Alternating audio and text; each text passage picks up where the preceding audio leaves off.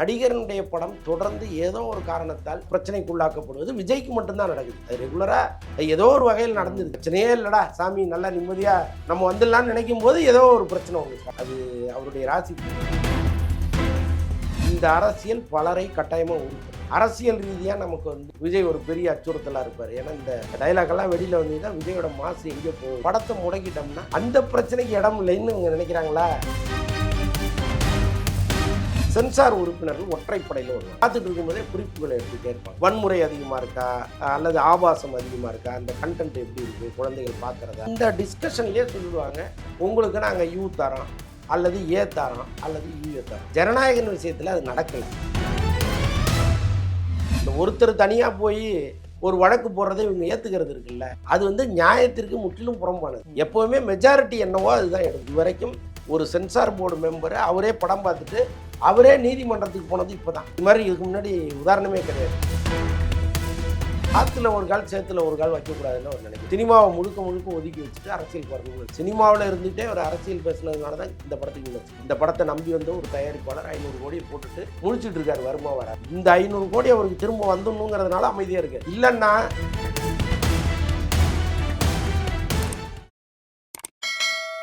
வணக்கம் மதன் சார். வணக்கம். இப்போ சென்சாருங்கிறது சென்ட்ரல் போர்ட், ஆனால் நிறைய பேர் ஸ்டேட் கவர்மெண்ட் மாதிரி நினச்சிட்டு இருக்காங்க. இப்போ நான் ஒரு படம் டைரக்ட் பண்ணுறேன், நான் சென்சாருக்கு அனுப்புறேன்னா அதுக்கான விதிமுறைகள் என்ன மாதிரி சார் இருக்கும்? ஒன்றும் இல்லை, முதல்ல தயாரிப்பாளர் சங்கத்தில் பதிவு பண்ணிடணும். தயாரிப்பாளர் சங்கம் யாரை அனுப்புகிறாங்களோ அவங்க படங்களை தான் சென்சார் பண்ணுவாங்க. அப்போது ஒரு தயாரிப்பாளர் ஏற்கனவே ஒரு சங்கத்தில் இருப்பார். இப்போ படமெல்லாம் பண்ணி முடிச்சுட்டு கடைசியாக அந்த படத்தை நீங்கள் சென்சாருக்கு கொடுக்கும்பொழுது சென்சார் உறுப்பினர்கள் ஒற்றைப்படையில் வருவாங்க. ஆக்சுவலாக 5 பேர் 7 பேர் அந்த மாதிரி வருவாங்க. அப்போ தான் மெஜாரிட்டி கணக்கு ஒன்று வரும். இப்போ 2 பேருமே இப்போ 6 பேர் வராங்கன்னு வைங்களேன். இப்போ 3 பேர் இவங்க ஒரு கருத்து சொன்னாங்கன்னா நீங்கள் ஒரு முடிவுக்கு வர முடியாது. அப்போ 7ஆவதாக ஒருத்தர் இருந்தாருன்னா அவர் சொல்கிற கருத்தோடு சேர்ந்து வந்துடும். ஸோ அந்த மாதிரி தான் உட்காந்து பார்ப்பாங்க. அப்போது பார்க்கும் பொழுது அவங்க பார்த்துட்டு இருக்கும்போதே குறிப்புகளை எடுத்துக்கிட்டே இருப்பாங்க. அந்த படத்தில் எதெல்லாம் அப்ஜெக்ஷன் இருக்குது அப்படின்னு குறிப்புகளை எடுத்துப்பாங்க.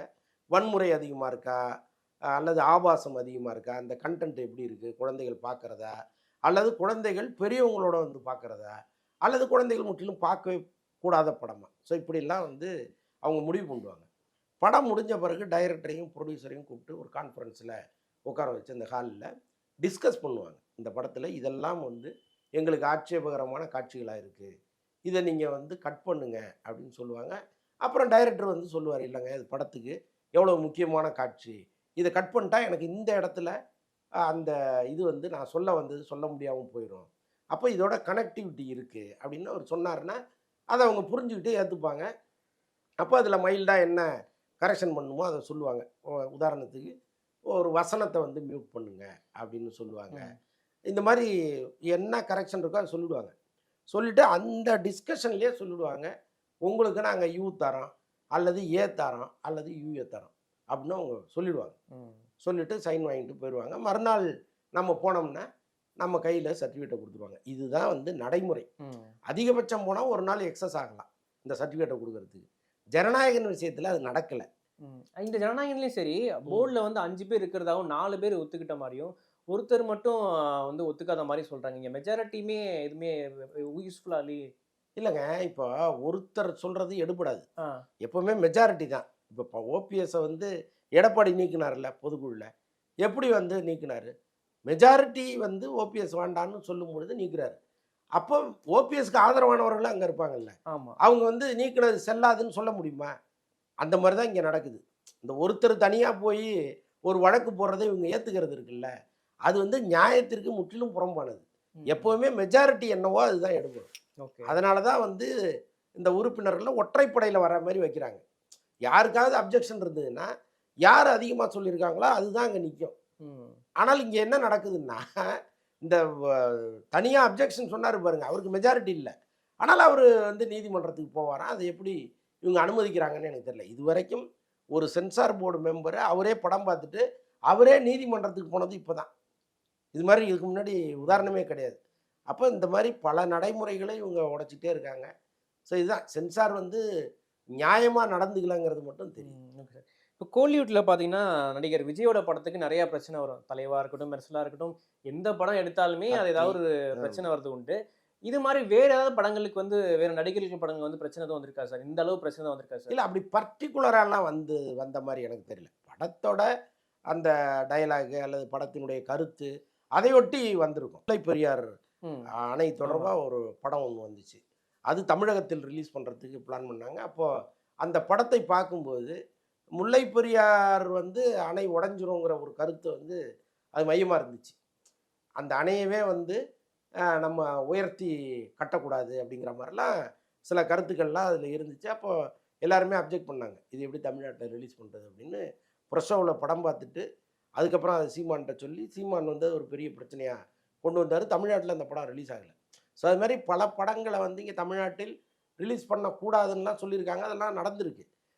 பட் ஒரு நடிகரினுடைய படம் தொடர்ந்து ஏதோ ஒரு காரணத்தால் பிரச்சனைக்குள்ளாக்கப்படுவது விஜய்க்கு மட்டும் தான் நடக்குது. அது ரெகுலரா ஏதோ ஒரு வகையில் ம். நடந்துருது. அது பிரச்சனையே இல்லடா சாமி நல்லா நிம்மதியா நம்ம வந்துடலாம்னு நினைக்கும்போது ஏதோ ஒரு பிரச்சனை ஒண்ணு ஸ்டார்ட் ஆகுது. அது அவருடைய ராசி போல இருக்கு. ரசிகர்கள் என்ன சொல்றாங்கன்னா, இது சும்மா வந்திருந்தாலே வந்து ஓரளவு தான் ஓடியிருக்க மாரி இருந்திருக்கும். ஓரளவு மீன்ஸ் நல்லா கொஞ்சம் ஓடியிருக்கும். இப்ப நீங்க இது மாரி அந்த படத்த வந்து தாக்கி தாக்கி வந்து அது ரொம்ப வந்து ஒரு மார்க்கெட்டிங்கா செயல்படுற மாரி இருக்கு. அதுவே வந்து விஜய் அவர்களுக்கு பெரு வெற்றி தான். படம் இன்னும் நல்லா போடுறதுக்கு இது ஒரு வாய்ப்பா இருக்குன்னு மாரி சொல்றாங்க சார் ரசிகர்கள். இல்ல அது ஒரு வகையில எப்பவுமே இந்த நெகட்டிவ் பப்ளிசிட்டிங்கிறது ரொம்ப உச்சத்துல இருக்கும். அது ரொம்ப சீக்கிரம் போய் சேர்ந்துரும். இப்ப விஜய் படத்துக்கு தடையாமே, தடையாமே, தடையாமன்னா அது ரொம்ப குக்கிராமம் வரைக்கும் போயிரும். ம். அப்ப அந்த படத்தை நீங்க கொண்டு வரும்பொழுது மொத்த கூட்டமும் தியேட்டருக்கு வந்துரும். அப்படிதான் விஸ்வரூபம் வந்துச்சு. ம். விஸ்வரூபம் படத்தை நம்ம இங்க வெளியிட முடியாதுங்கிற ஒரு சூழ்நிலை வரும்பொழுது, கமல் நான் இந்தியா விட்டே போறேன். எனக்கு இங்க தொழில் சுதந்திரம் கிடையாது. என்னுடைய சொத்துக்கள் மொத்தமும் வித்து நான் இந்த படத்த எடுத்திருக்கேன். இந்த படம் ரிலீஸ் ஆகலன்னா நான் தெருவுக்கு வந்துருவேன். ம். அப்படின்னு சொல்லி பிரஸ் மீட் ஆமா. குடுத்துட்டு சொன்னாரு. அதுக்கப்புறம் அவருக்கு ஒரு பேராதரவு திரையுலகத்திலேருந்து ஒரு பக்கம் பொதுமக்கள் மத்தியிலேருந்தே ஒரு பெரிய ம். ஆதரவு கிடைச்சது.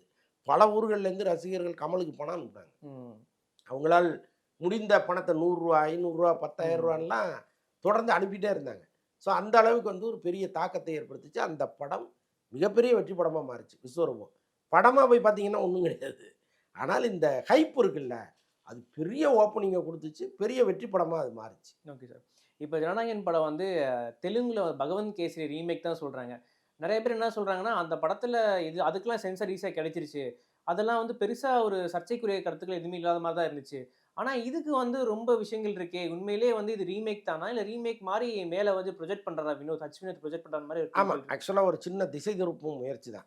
பகவந்த் கேசரி படத்தினுடைய ஒரு சின்ன போர்ஷன் மட்டும் இதில எடுத்திருக்கிறதா இப்ப சொல்றாங்க. ஆக்சுவலா நான் கூட ஒரு 70% இந்த படத்தில இருக்கும்னு நான் நெனச்சேன். அவ்வளோ கூட கிடையாதுங்கிறாங்க. ம். படம் பார்த்தவர்கள் சிலர்ட்ட நான் பேசினேன்.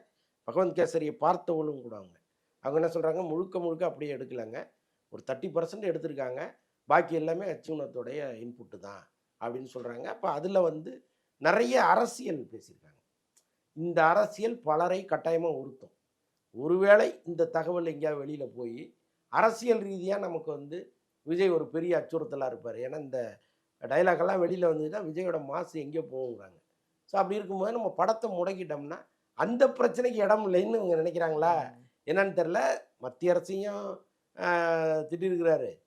ஏற்கனவே இருக்கிற ஏடிஎம்கே அரசையும் அதில கிண்டல் பண்ணியிருக்காங்க. திமுகவ திட்டியிருக்காரா? ஏடிஎம்கேவ? திமுகவையும் திட்டியிருக்காரு, ஏடிஎம்கேவும் திட்டியிருக்காரு, பிஜேபியும் திட்டியிருக்காரு. காங்கிரஸ மட்டும் விட்டாரு போலிருக்கு. ஓ! பாக்கி எல்லா கட்சிகளையுமே இந்த படத்துல விஜய் சாடியிருக்காருன்னு சொல்றாங்க. காட்சிகள் அப்படி இருக்குன்னு சொல்றாங்க. முக்கியமா அந்த தூத்துக்குடி சம்பவம், துப்பாக்கி சூடு துப்பாக்கி சூடு சம்பவம்லாம் சம்பவம். படத்துல இருக்கு. அப்ப அதெல்லாம் வரும்போது எடப்பாடி தலைமையிலான ஒரு ஆட்சி இருந்ததுல்ல, அது அது குறித்து ஒரு விமர்சனம் வரும். ஸோ அப்படி எல்லாமே கலந்து அடின்னு அடிச்சிருக்காருன்றாங்க. இதுல இன்னொரு விஷயம் என்னன்னா வந்து டயலாக் வந்து அச்சு வினோத் இல்லாம நம்ம தளபதி விஜயே எழுதியிருக்கார மாரி சொல்றாங்க சார். உண்மையிலேயே அவர் தான் இத எழுதியிருக்காரா சார்? எனக்கு தெரிஞ்சு சொல்லியிருப்பாரு. சார் இதெல்லாம் இருந்தா நல்லா இருக்கும்னு சொல்லியிருப்பாரு. வினோத் தான் எழுதியிருப்பாரு. ஆக்சுவலா என்னன்னா, நாளைக்கு அவர் ரெட் ஜெயண்ட்டுக்கே படம் பண்ற சூழ்நிலை எல்லாம் இருக்கு. ம். அப்ப அவர ஒரு தலைப்பட்சமா அல்லது ஒரு சார்பான நபரா இங்க சித்தரிச்சிட முடியாது. அப்ப எல்லா பொறுப்புமே விஜய் எடுத்துக்கிட்டாருன்னா, அவரு தப்பிச்சுருவாருல்ல. ஸோ அதற்கான ஒரு வழியா கூட இது இருக்கலாம். பட்டு முழுக்க முழுக்க விஜய் தான் டயலாக் எழுதினாருன்னு சொல்ல முடியாது. ஒரு இன்புட் இருக்கும். ஓகே. கடைசியா ஒரு கேள்வி சார். ஒரு கருத்து சொல்றாங்க. கண்டிப்பா விஜய் என்ன சொல்லியிருக்காருன்னா, 2026 தேர்தல் வருது. இதுதான் என்னோட கடைசி படம் மாரி சொல்றாரு. ஃபேர்வெல் சொல்றாரு. இன்னொருத்த ஒரு தரப்பு என்ன சொல்றாங்க, ஒருவேளை அவர் எலெக்ஷன்ல தோல்வி அடைஞ்சிட்டால், ஆளுங்கட்சியோ, எதிர்க்கட்சியோ வராம போயிட்டால், கண்டிப்பா அவர் படம் நடிக்க தான் போறார் மாரி சொல்றாங்க. உங்களோட பார்வை என்ன?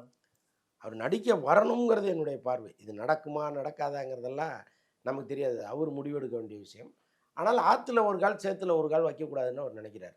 எதில் நம்ம ஈடுபட்டாலும் அதில முழுமையா ஈடுபடணும். இல்லன்னா, நமக்கு 2மே போயிரும்னு நினைக்கிற ஒரு நபரா அவர் இருக்காரு. அதன் காரணமா தான் சினிமாவ முழுக்க முழுக்க ஒதுக்கி வச்சுட்டு அரசியலுக்கு வரணும்னு நினைக்கிறாரு. ம். இப்ப பாருங்க, சினிமாவுல இருந்துட்டே ஒரு அரசியல் பேசுனதுனால தான் இந்த படத்துக்கு இவ்வளோ சிக்கல். ம். இந்த படத்த நம்பி வந்த ஒரு தயாரிப்பாளர் 500 கோடிய போட்டுட்டு முழிச்சுட்டு இருக்காரு வருமா வராதான்னு. இப்ப எனக்கு சினிமாவே வேண்டாம். நான் இறங்கி அடிப்பேன்னு இறங்குனாருன்னு வைங்க. இப்ப கூட ஏன் ஜனநாயகன் பத்தி அவர் பேச மாட்டேங்கிறாரு. ஒரு வீடியோல வந்து பேசுறதுக்கு எவ்வளோ நேரம் ஆகும்? கமல் மாரி ஏன் அவர் பேச மாட்டேங்கிறாரு? இந்த 500 கோடி அவருக்கு திரும்ப வந்துடணுங்கிறதுனால அமைதியா இருக்காரு. இல்லன்னா, நிச்சயமா இங்க என்ன நடக்குதோ, அத வந்து அவர் வெளிப்படையா பொதுமக்கள் முன்னாடி வைக்கிறதுக்கு நெறைய வாய்ப்புகள் இருக்கு. ஸோ இந்த அதனால அதனால தான் அவர் வந்து முழுக்க முழுக்க அரசியலுக்கு போயிடணும். சினிமாவே வேண்டாம். நம்மள நம்பி பணம் போடுறவங்களுக்கு நாம ஒரு தொல்லைய குடுக்கக்கூடாதுன்னு நெனைக்கிறாரு. பொறுமையா இருக்கிறது பார்த்தீங்கன்னா, ஒண்ணு கவனிச்சீங்கன்னா, ஒரு திமுக அரசு வந்து 2 பேருக்கு தான் போட்டி. திமுக வந்து ஒரு தீய சக்தி மாரி சொல்றாரு. ஆனா, பிஜேபி வந்து எதுவுமே சொல்லல. ஒருவேளை என்ன நினைக்கலாம், இப்போதைக்கு வந்து எலெக்ஷன் வரனால முதல்ல திமுக கூட வந்து நம்ம வந்து இப்போதைக்கு ஒரு பிரச்சாரமோ, இல்ல அவங்கள எதிர்த்து பேசலாம். பிஜேபி வந்து கொஞ்சம் பொறுமையா வச்சிருக்கலாம்னு நினைக்கிறாரோ? ஏன்னா வந்து கொள்கை எதிரி பார்த்தீங்கன்னா வந்து பிஜேபியும் இங்க பொலிட்டிக்கலா எதிரி வந்து டிஎம்கேன்னு சொல்றாங்க. ஸோ என்னவா சார் இருக்கும் இல்ல பொறுமையா அவரு இருக்கிறதுக்கு? அரசியல் பண்ற களம் வந்து இங்க தான். தமிழகம் தான். இங்க இருக்கிற ஆளுங்கட்சிய எதிர்த்து அரசியல் பண்ணணுங்கிறது தான் அவருடைய முடிவுக்கு சரியா இருக்கு. ஒருவேளை பிஜேபிய நோக்கி அவர் போறாருன்னு வைங்களேன், அது வந்து இப்போ அகில இந்திய லெவல்ல அவர் நிக்கிறாரு. ஒரு மும்பைல ஒரு தாவேக்கா இருக்கு. டெல்லியில இருக்கு. பல ஊர்கள்ல அவர் வந்து ம். கன்டெஸ்ட் பண்றாரு அப்படின்னா, ஒரு இந்திய அரசியல அவர் பேசுறதுல நியாயம் இருக்குன்னு சொல்லலாம். பட் அதுக்காக அமைதியா இருப்பது ஏற்றுக்கொள்ள முடியாது. ம். கட்டாயமா அவர் வந்து மோடி அரசையும் விமர்சிக்கணும். பிஜேபிய கடுமையா பேசணுங்கிறது நம்முடைய தனிப்பட்ட கருத்து. ஆனால் அவர் என்னன்னா, முதல்ல நாம களமாடுற இடம் எதுவோ, அத சரி பண்ணிப்போம் அப்படின்னு அவர் நினைக்கிறாரு. அவர் நினைத்த அரசியல், அவர் நினைத்த வெற்றி இங்க கிடைச்சிருச்சுன்னா, அதற்கப்புறம் ஒரு கொஞ்சம் விரிவடையறதுக்கு வாய்ப்பு இருக்கு. ம். பட் அரசியல்ல அதெல்லாம் வந்து ஏற்றுக்கொள்ள முடியாத ஒரு வாதமா இருக்கும். நீங்க இதே வந்து ஒன்றிய அரசினால் நெறைய பிரச்சனைகள் இங்கு வரும்பொழுது, நான் திமுகவ மட்டுமே டார்கெட் பண்ணுவேன்னு சொல்ல முடியாது. ம். நீங்க அங்கேயும் தான் பேசணும், அதையும் வெளிப்படையா தான் பேசணும். பட் அதற்கு அவர் இன்னும் தயாராகணும். பட் அது எல்லாருடைய விருப்பமும் அதுதான். ம். நன்றி அந்தனன் சார். நெறைய நன்றி. விஷயம் கேட்டு தெரிஞ்சுக்கிட்டோம். ரொம்ப சந்தோஷம்.